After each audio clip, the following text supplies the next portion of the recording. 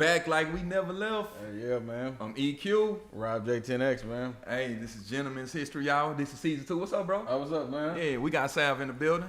Yes, sir. What it do, y'all? Hey, man, back like we never left, man. This is feel good to be, I feel like I just took a fire nap. Like, yeah, man, like, hey. Yeah. Hey, now before we go, we got some business to attend to. First, shout out to all of the season 1 people that's been holding us down, man. We appreciate it. Thank y'all for telling a friend to tell a friend. And we want this community of gentlemen, or GHH, to grow. So, tell a friend to tell a friend, man. We want to keep the subscriptions going up, man. We want to let people know that we can have intelligent conversations and still do numbers. Most definitely, yeah. Vote for us with your subscription and your shared attention, telling someone about us. Hey, and if you see a way that you could add value, hire yourself. Tell us, hey. And how they do it when they doing it live? We waiting on everybody to get in. Oh yeah, man. What's up, Rico out of New York? Appreciate that 5, man. Yeah. Shout out, man. They gotta. I feel them though. Y'all start dropping super chats. We gotta acknowledge every single one. Yeah. But you been feeling good, man? Yeah, man. Had a little break. Yeah, man. I feel like how you been enlightening your mind, man? Man, I feel like man, I've been really exploring, just different during the season 1.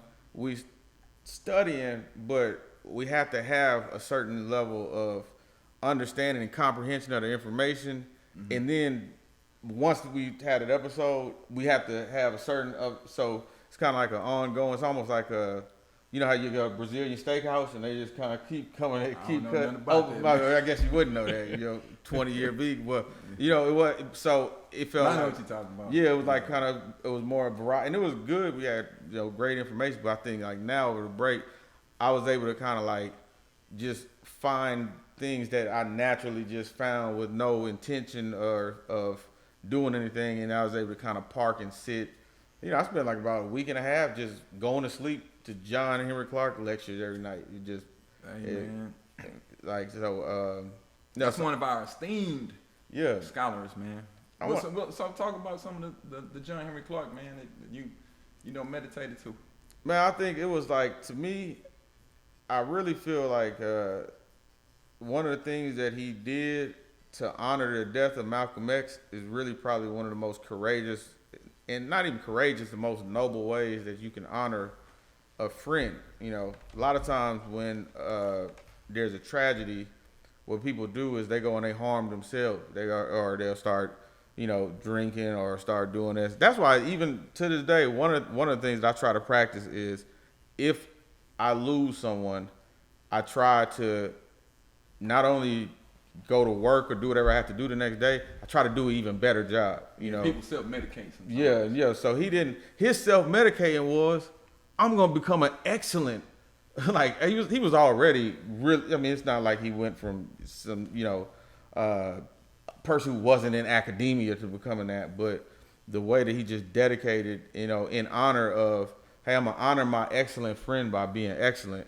I thought that was really profound. And then when he started his ability as an orator to break down objectively, like who we were as Africans, and combat some of the things that are said about us, whether it was religiously and be objective. He don't mind talking about Christianity. He don't mind talking about I always say my allegiance is to the truth, but I feel like he lived that times 10, and I was able to, I didn't know about, the volume of the Arab slave trade and that type of thing, and he brought that up, and I just enjoy hearing his views on stuff. Yeah, for the listeners and the people that's watching on YouTube, one thing I would recommend is a documentary called A Great Mighty Walk. It'll give you the history of John Henry Clarke. It was actually produced by Wesley Snipes. Oh, wow. And he was the narrator. So it'll tell you his story. He's from the South, man. He's part of that Great Migration. Went to Harlem. Wow, okay. Around the 1930s. So when he references people, he's been with them. If he says Malcolm, He's on the research team. Langston Hughes, and so he was a writer too. Wow. Okay. Amir Baraka and going to Cuba, he was there.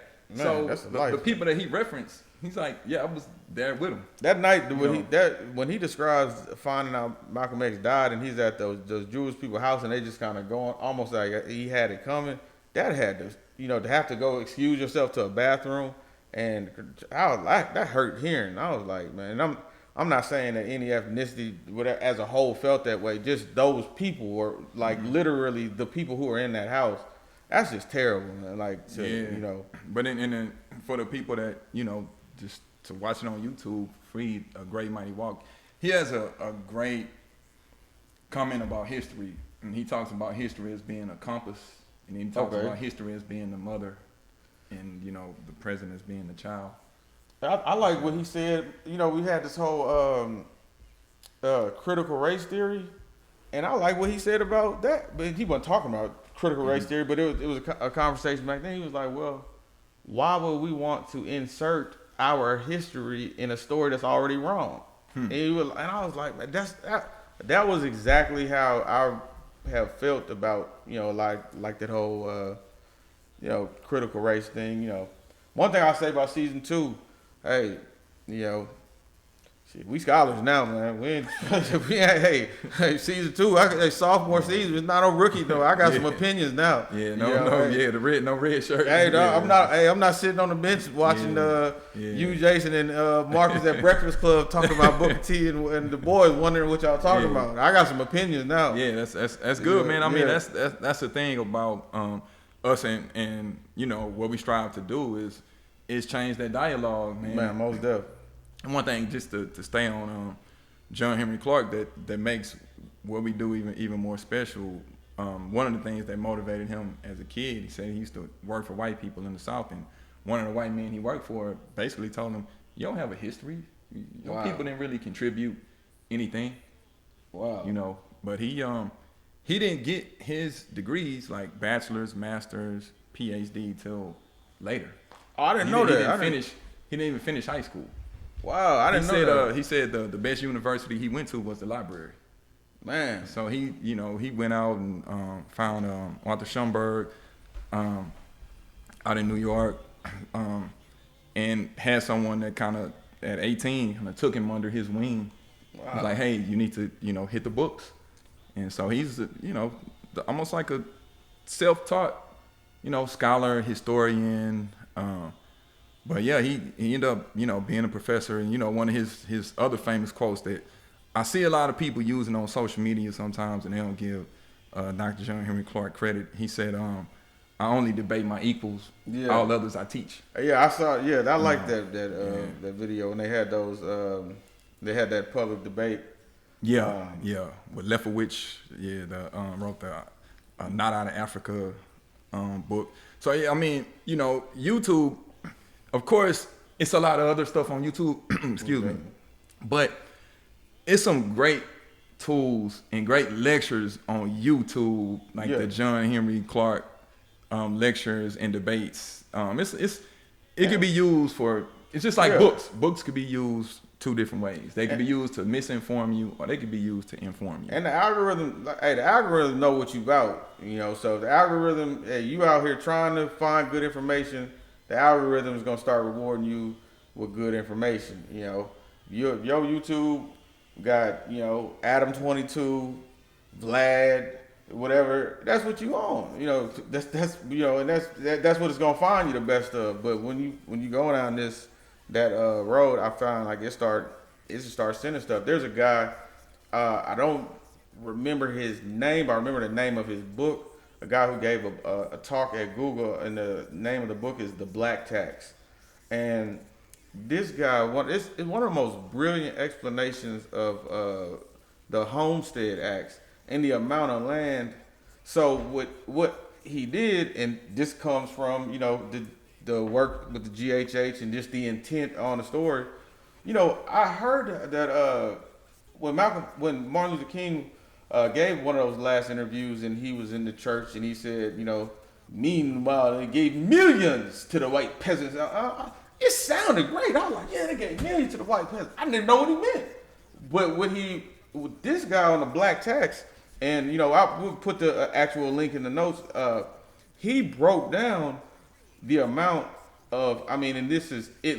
Everything that King was saying was like actually true, and it was just a real loose explanation of it. But basically, they had land that if all you did was come and live on this land for 4 years, you could have it. And I think it was like upwards of 100 acres. I mean, it was enough land to where it almost would have covered if we would have all actually received 40 acres.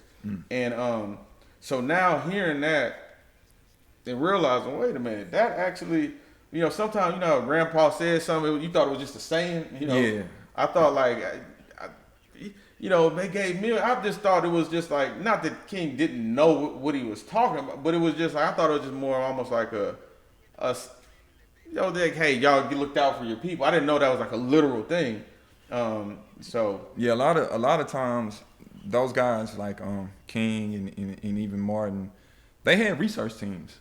Yeah, like John Henry Clarke was on one of Malcolm's research teams, because you're one person. It's like if we make the comparison to music, right? Kanye West is gonna put an album out, or Drake is gonna put an album out. You don't know all of the people behind the scenes that's making that album what it is. Now the main guy is gonna, he's gonna go out and present it, and he's gonna perform it, and people are gonna listen to it. But it's other people.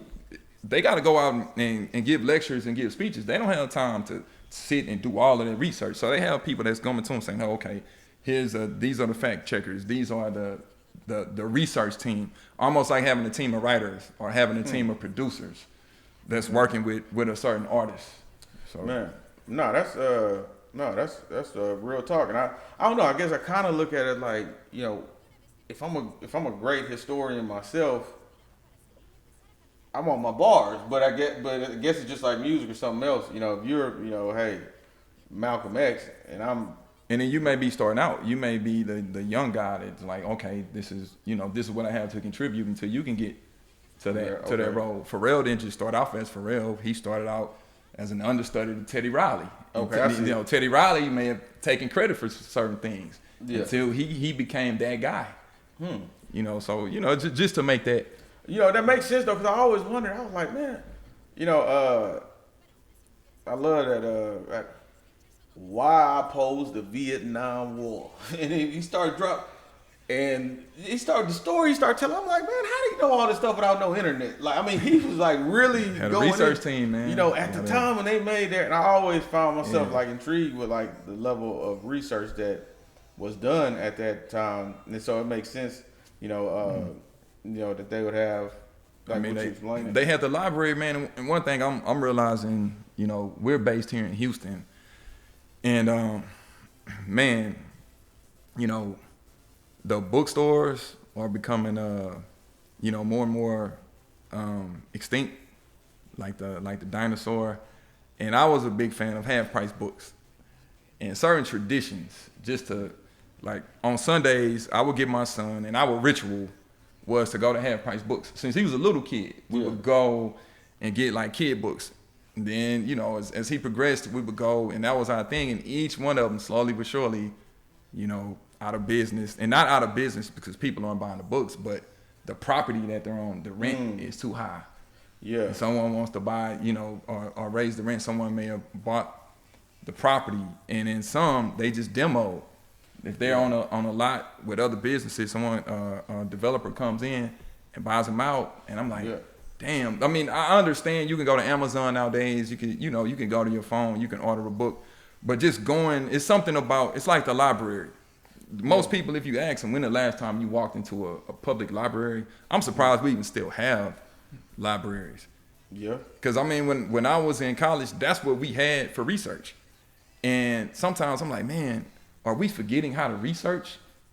Man, that's a good question. And because now, even though it turns out that like the older kids in the neighborhood had contributed to this, but I found a paper that me and my boy Asher Nixon had written in 7th grade about the Black Panther. I mean, it was notated. It was like, I was like, man, Well, yeah. What did you? If there was no internet during that time, you had to go to the library, or, and they had in books they would have the footnotes where they had to cite where they got the research from.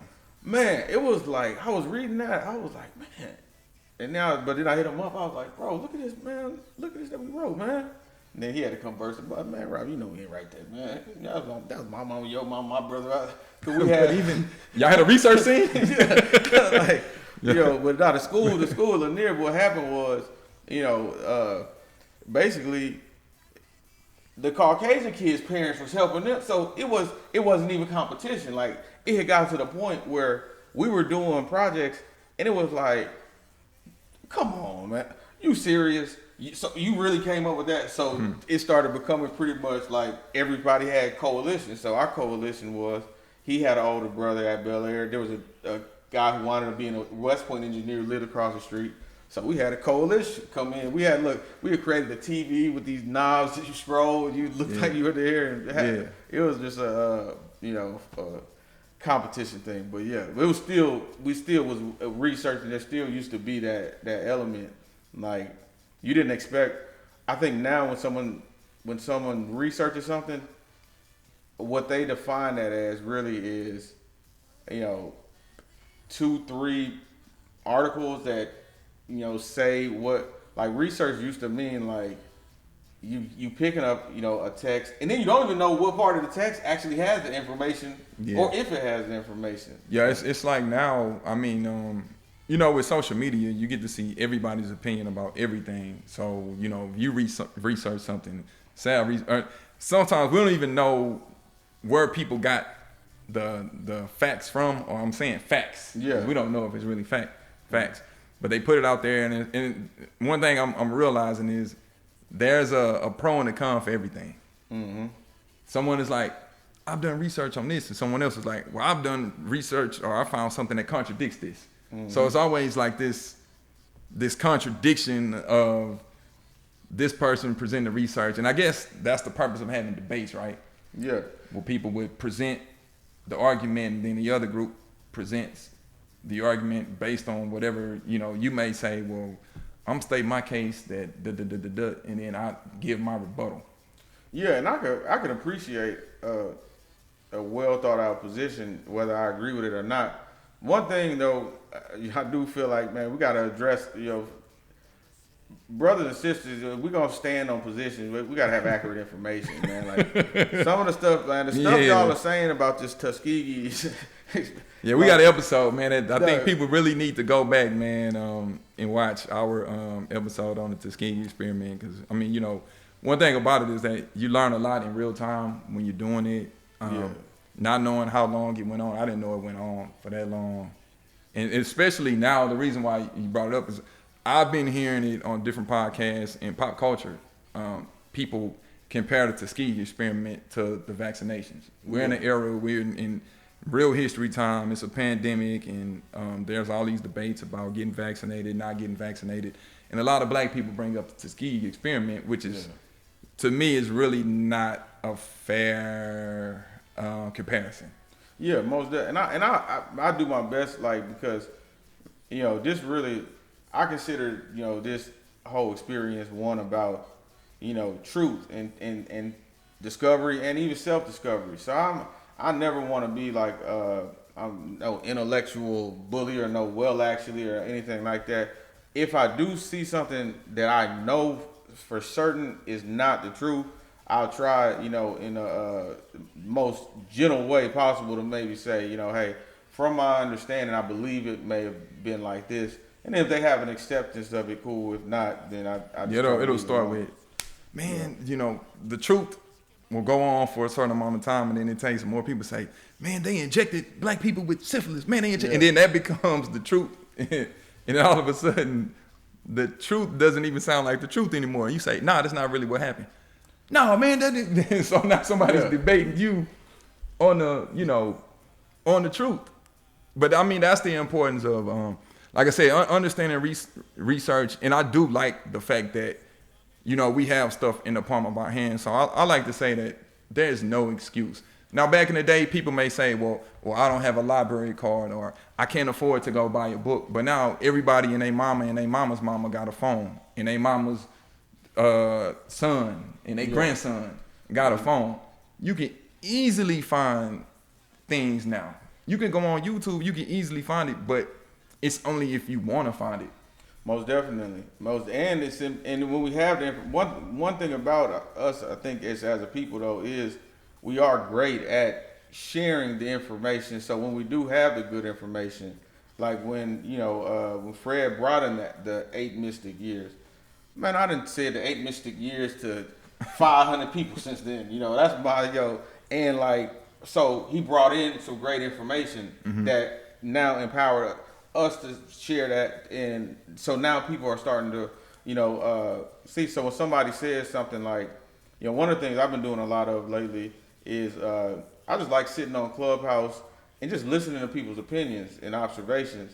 And somebody might say something like, well, even still, man, we the ones that are killing ourselves, so we can't even say this. And then now I have accurate information to say, okay, I'm not going to dispute what you're saying as of today. But if we do look at this period of time where we had, the most uninterfered with time, we produced a Hiram. Is it Hiram Rebels or Hiram Rebel? I always butcher his last name, but Hiram, the first senator in Mississippi, and I'm coming with, receipt-based positions where it's like, hey, I don't shame people's current argument, but I think that's like the goal. And I mean, that's like not even the goal, the responsibility as we come into different knowledges to be able to say, hey, it was that, but it might have been a little bit of this. You're talking about the Reconstruction. Yeah. So, but a lot of people don't know. A lot of people don't know that, or in a lot of things that are said about.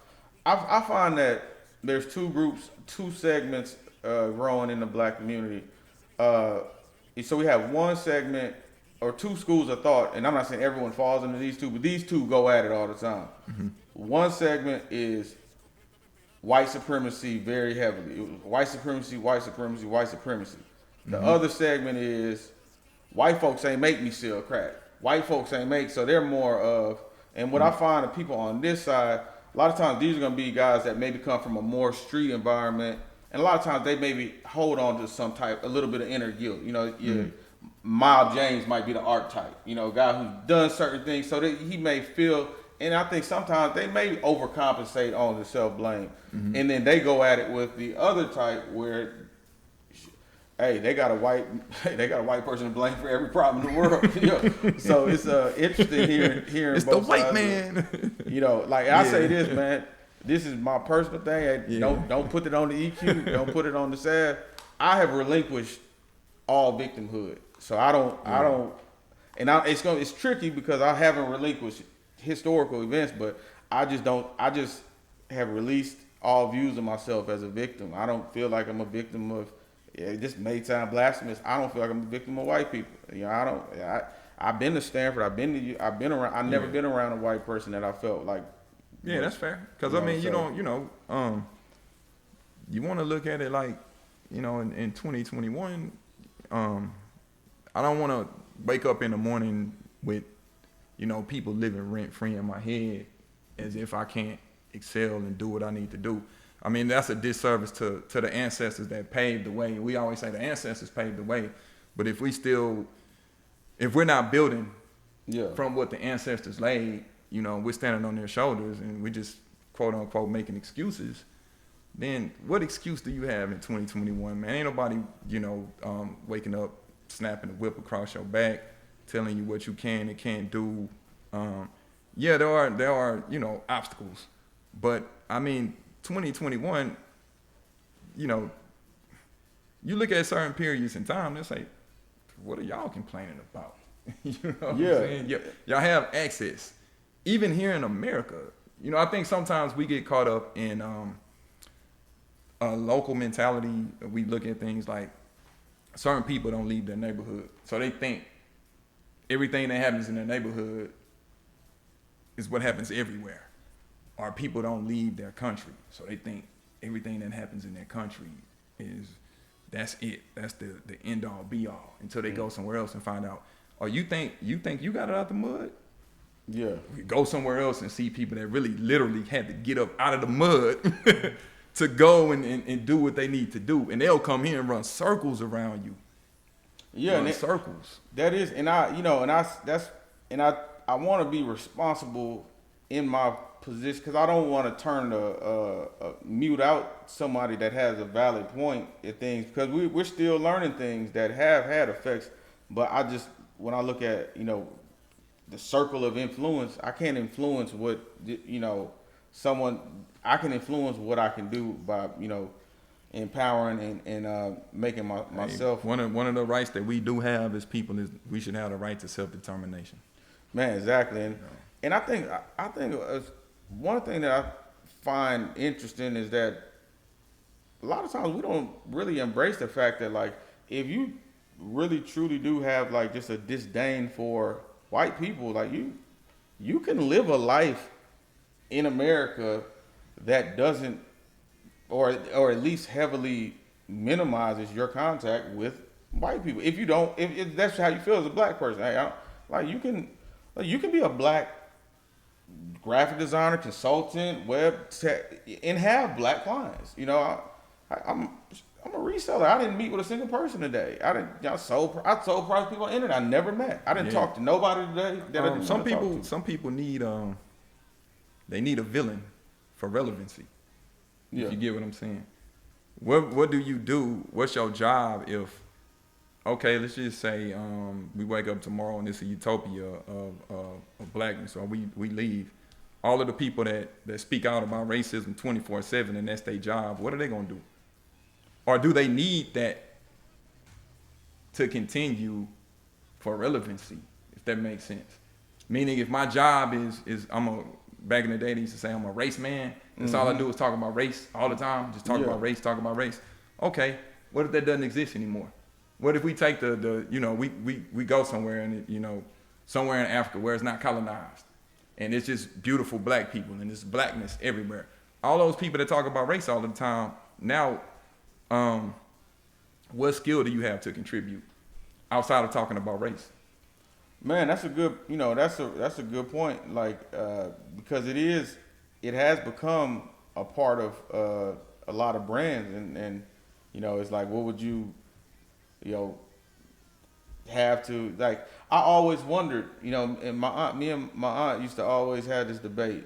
She's very super intelligent, like probably my smartest family member, and we would talk about does the world actually require poor people? And my position was always nah, because if we all were rich, technology would be advanced. These jobs would be so minuscule that the collective mind would be so high. But what COVID showed was that, hey, when these people who are making $8 an hour can now make $3,500 a month staying home, these businesses suffer. So it was like, oh, we need a poor class. So just like on that topic or whatever, we need an ambulance to chase for certain societies. So I don't know, man. Like, because a lot of those people, I wonder, like, have you ever did a story about a preemptive solution? Or yeah. Now we get somewhere. We say, okay, well, what's your solution? Or do you need a problem to exist? Once again, to stay relevant. It's almost like saying, it's like looking at hip hop, right? And you say, if the narrative of the streets change, what y'all gonna rap about? Or do you need the street narrative to exist? You don't really want it to be better. Man. Yeah. Because now you need that narrative for your relevancy. Yeah, because I've never seen any hip hop person relinquish, just say, hey, I denounce all ties to the streets. They'll denounce it in the sense of, hey, they don't want to be involved with working on making life improve, or do you really want it to improve? I mean, from Let me the not say historical. that. I'm not saying I never heard them denounce it. Like I'm not saying What you want them to? No, but I'm just saying, like and I respect people's growth. Like, and, hey, T.I. has grown as an actor this whole time, but you still start calling him a snitch. He's still down. We can have a paperwork party. He won't let that go. He won't accept you. He still cannot really accept somebody putting dirt on his street resume because we really value that in our community. So you know what's crazy is that at a certain point in history, the way, and I don't know if the right word is denounce, but the quote unquote street guys became like the Black Panthers, became a Malcolm X. Of course, they didn't have hip hop. Now those guys are kind of becoming street dudes, becoming entertainers, and then they're becoming activists. Yeah, that's as a good opposed to observation. the Panthers wasn't just some they wasn't like Boy Scouts. You know what I'm saying? Man. A lot of brothers that got into the Nation of Islam, they were not Boy Scouts. These were guys that made a conscious effort to say, okay, I come from that element. I know what that's like, but they didn't have somebody to give them a record contract. And these are the people that we study and we go back and we say these are the people that hip hop artists quote all the time. They always talking about Huey P. They always talking about By Any Means Necessary or Malcolm X. But the thing about it, when they were street dudes, they were still picking up on the knowledge, and they made a conscious effort to say, okay, I want to help my people in some kind of way. And maybe because they didn't have people running to them saying, I'll sign you to a record deal and give you multi-millions of dollars. But now it's like street dude, hip hop, activists. Yeah, and the activist is like, it's the rollout into the podcast or the new media or content. And, nobody has a monopoly on, contributing, but I think we are better off when the people that are contributing are doing it from a place of authenticity. I think right now, we as a race, I think one of the great things that can happen to Black people is us start having a lot of different opinions. And hey, I think we got that. Open up your social media. You got 1,000 opinions right now. But I think go to Clubhouse. We got too many opinions. But I'm talking about like on some of the bigger, even more fundamental issues. Like, hey, I think we would be a better race if we voted 50%.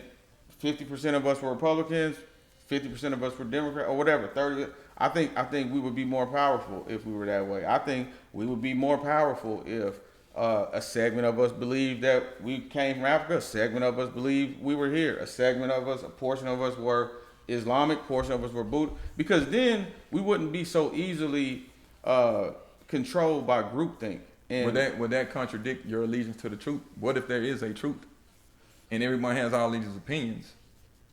Well, I mean, I guess it would be like if everyone would be saying like that they're doing what they believe to be their truth, then there's more than one thing can be true, because I mean, hey, Buddhism could have brought this person a better life, and Nation of Islam could have saved that person. I don't think either one of them is saying something that isn't true. But I think when we all become I just find it hard. There's and I'm gonna bite back on that because we started and we talked about John Henry Clarke, and I didn't want to delve into the religious aspect. But you talked about Buddhism, and you talked about Islam. There's a fundamental truth to those religions. Okay.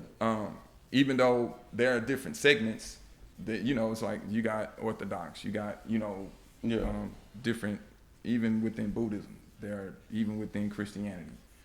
So you're saying there are fundamental truths, and through time, people have taken things that apply to them, and they, all right, I'm gonna take a little bit of the truth here, and the reason why I brought it up because one of the things that John Henry Clarke said that kind of relates to this is that the biggest propaganda that was ever given to us was the image of a white Jesus. Yeah. Because now someone would have an opinion on Christianity or the Bible, but there's a fundamental truth that, hey, if you research, there was a Council of Nicaea that happened where they created the Holy Trinity. There was a Michelangelo painting his relatives and selling it off to there's people are believing that, but there's a fundamental truth on where certain things started, and that's what I'm saying. At the root of it, there's a fundamental truth. People are gonna take it and add whatever sauce that they want to add to it, and if that makes people better, then that's fine. I'm not debating that. Yeah, no, okay. But if we saying the allegiance is to the truth is, all right, find out where that image of Buddha came from, because it wasn't just the fat person that we see. Man, I just learned Buddha was skinny for most of his life last year. Or learn the truth about Gandhi. He wasn't this peaceful guy that they build these statues for. Learn of the fundamental truths. Now, it's not taken away from, if he may have influenced somebody to do good, that's fine. But the importance of history is that there are fundamental truths. We can put an S in it. But a lot of times, you got to ask yourself, why were they keeping statues in the basement of the British Museum? Why were they not showing us the proper images of ourselves? Because they want to hide it from you. Because they know if you learn the truth, what's the old saying? The truth will set you free. And that's just free from your mental enslavement. Yeah, no, definitely. Hey, one thing I wanted to ask you, like now we're coming in where we at with it, and you heard some of the critical race theory debate. Whose responsibility do you believe it is for the whatever foundational Black American youth to learn our history? Whose responsibility is it to teach them? Man, I think it for me personally, and maybe I'm speaking from a position of privilege. I just feel like it should start at home, and I understand that's not everyone may not have a parent that some people send their kids to school. It's it's like summer camp, or it's like to babysit. But I think everything starts at home. We learn, we're kids.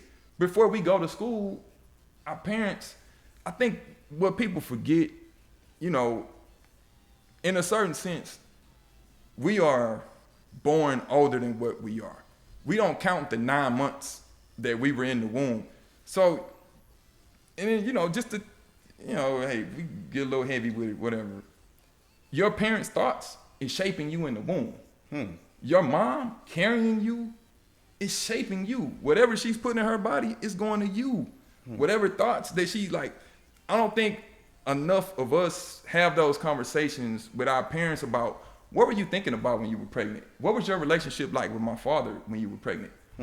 Now, we may go to therapy and we'll sit and talk to a therapist, but sometimes you can find therapy in talking to your parent and understanding like, okay, whatever my mom may have been going through, okay, now it may put some pieces together with my own personal life. So you're developing in the womb. You're coming out at 9 months. Now we wait a whole year and say you're 1 year old. Man, but you're not. You're a human being. You don't come out at 0. Think about it. You come out. You got hair. You got eyes. You got, and they say, all right, you're a day old. You're a day old on Earth.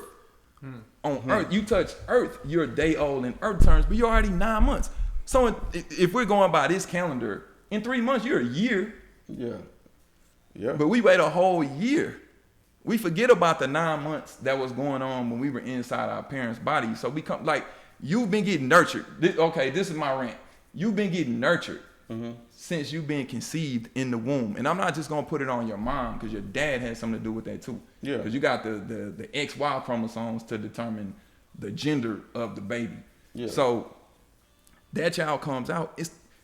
Think about what we learn from home, whether good or bad. You learn your manners. You learn this. You learn that. You learn. So why, when it comes to race, you don't learn that at home? Man, if you learn everything else at home, why don't you learn that at home? And like, what is the government? Hold on, just real quick. Good. And I may be wrong because I haven't been studying all of the intricacies of critical race theory, but I think it's more so for white people. Like they probably should take a course in critical race theory. Yeah, now I can see that being valid, but some of the black argument, I always say this. This is my analogy. Hey, kid goes and decides to be a Crip. That day, he doesn't expect Bloods to be nice to him.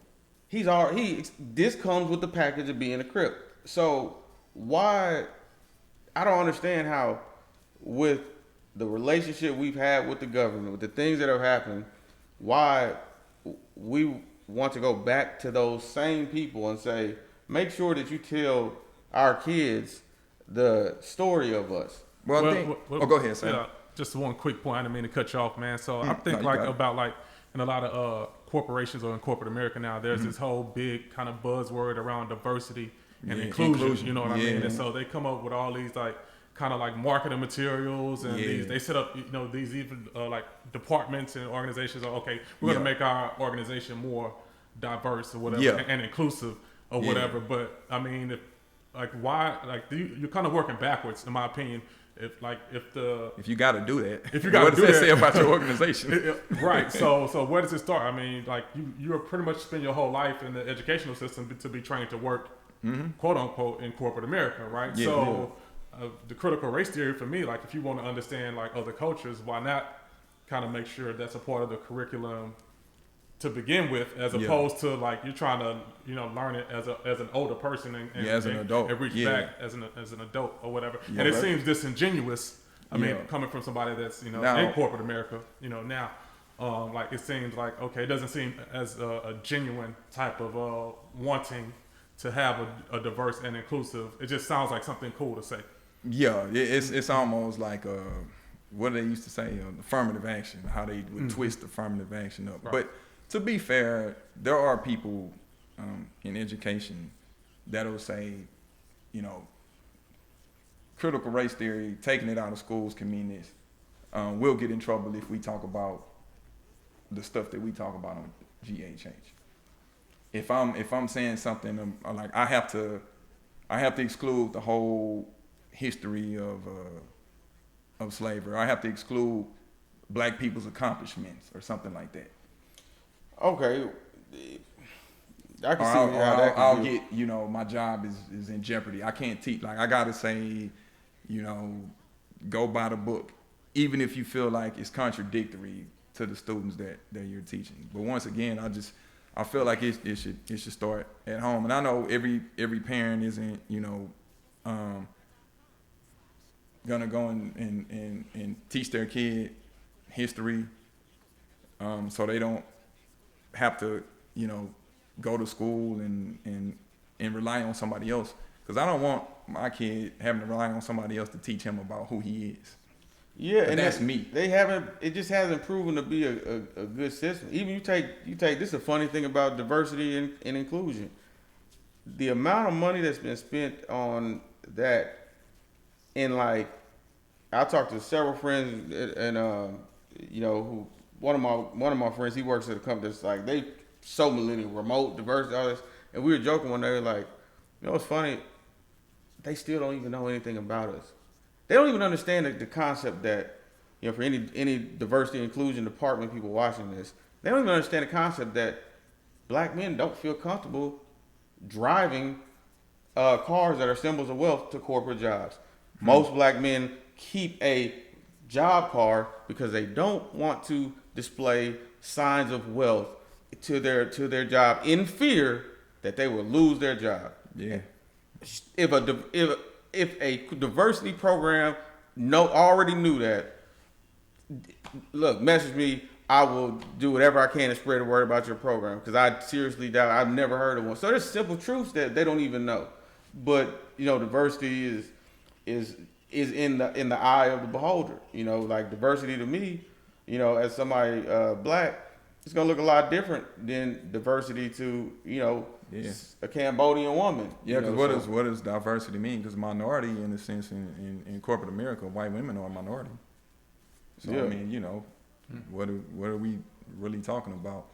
I mean, sometimes, man, it's just as simple as I'm at a top 100 or top 10 law firm, and we trying to get whatever. We're gonna promote a black person so we can get this job. Or we want to get work from black people, so we got to put a black person. Remember the episode of Mad Men? They went after the Jewish market. They brought in a kid that didn't even work there. They kind of hired him just so he would look like he worked there, Right. so they would get the ad from the company.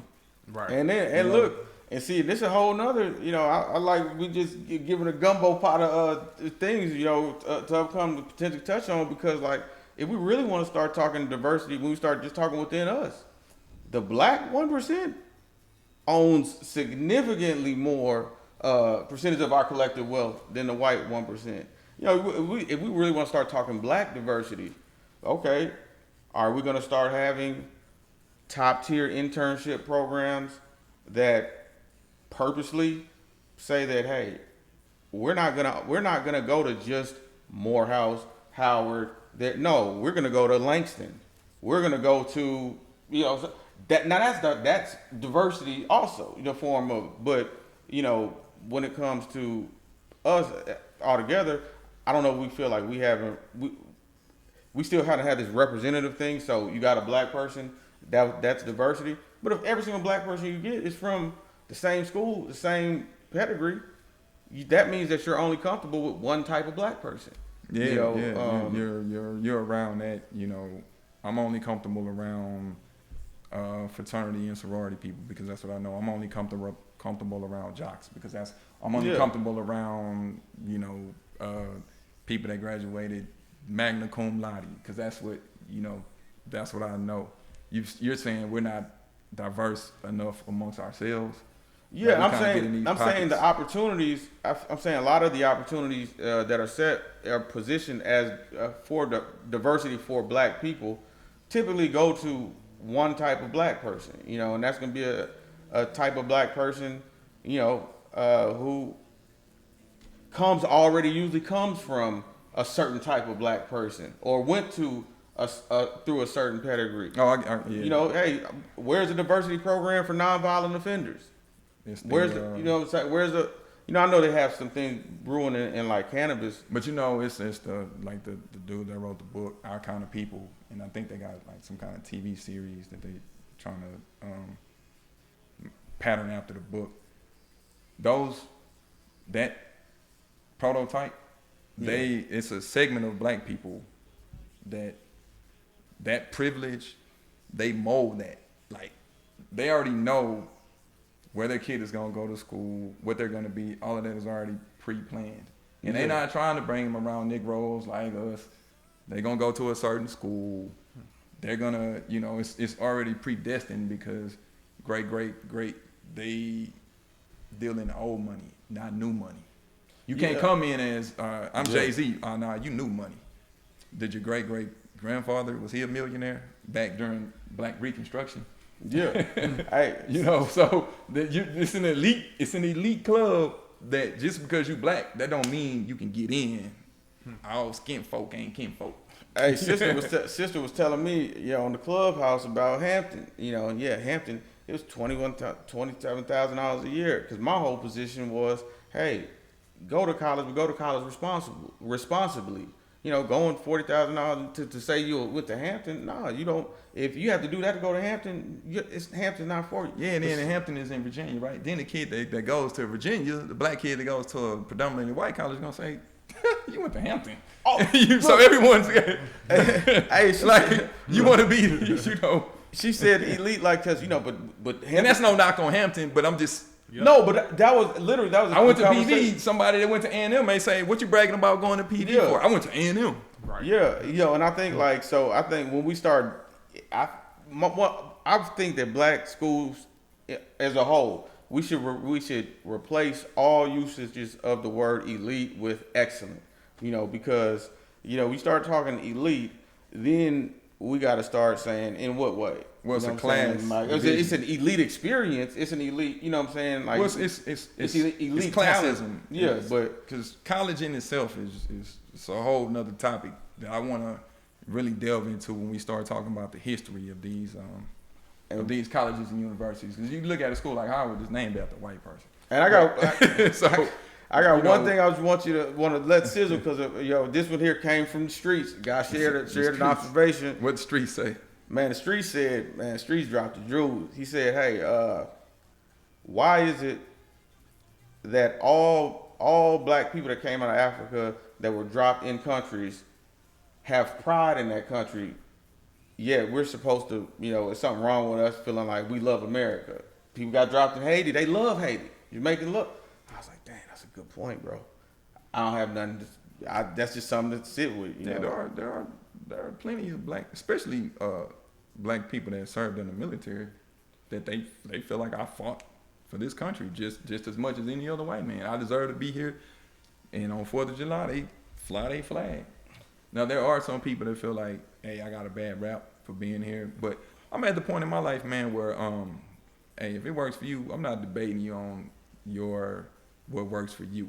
As long as it's not bringing no harm to me and mine and what we got going on. Because sometimes as black people, we show too much too early. You know, it's like the spook who sat by the door. Yeah. You don't have to wear it on your sleeve everywhere you go, because then they like, oh, okay, I know where you coming from right off the rip. You know, you just kind of. Hey, boys, bring y'all American flags to emancipation in, man, to the next cookout. We go. But just know that you got to know your territory where you going. Well, yeah, you know, there's some people that'll say, y'all flag, y'all wave, y'all talking about Africa, and y'all ain't never been to Africa. Man, it's gonna be a fun season, man. We got some ground. Hey, this is GHH season 2, man. I go by Equality. Hey, Rob J 10X. You got my man Savvi. Peace, y'all. Yeah. Hey, hit the subscribe button. We said it at the beginning. We're gonna say it at the end. Hit that subscribe button, man. We want to make make history. And bring back the conversation, man. GHH. Bring back the conversation. Hey, we got a tag now, man. We gonna bring it back. Bring back the cipher, man. Yeah. Hey, salute, man. Y'all have a safe. Hey, man. We almost at the end of the year, man. Y'all be safe out here in these streets. All right. Thank y'all for tuning in. Comment, like, subscribe. Yes. GHH. Salute.